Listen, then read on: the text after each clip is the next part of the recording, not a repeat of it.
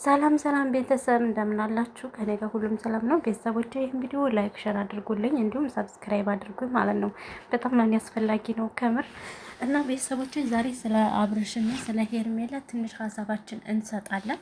እኔ ግራ የገባኝ እነዚህ ልጆች ለምንድን ነው ይሄን ያክል ድረስ እንደዚህ አይነት ነገር ለማህበረሰብ የሚያስተምሩት ነገር ምንም አልገባኝም። እግዚአብሔርን ይሄ እኮ የሀገር ጉዳይ እኮ ነው። እውነት ነው የምላችሁና አብዛኛው ደግሞ ሶሻል ሚዲያ የሚጠቀመው ወጣቶች ነን ማለት ነው። ለምንድን ነው አንድ ባለትዳር እንደዚህ ነገር የሚያሳየው?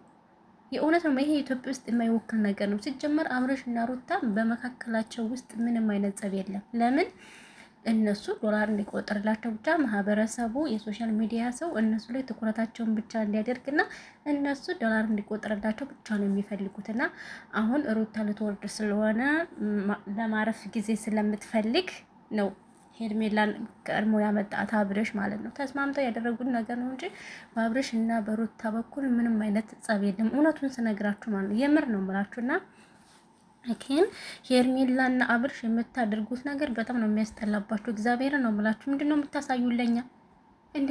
አንድ ባለትዳር እንደፈለገ እንዲባልግ አንድ ወጣት ሴት የባለትዳር የሆነን ሴት በዚህ ደረጃ እንድታማልና እንድታባልግ ምንድነው አንቺ ይሄን ያክል የምትነካኪው?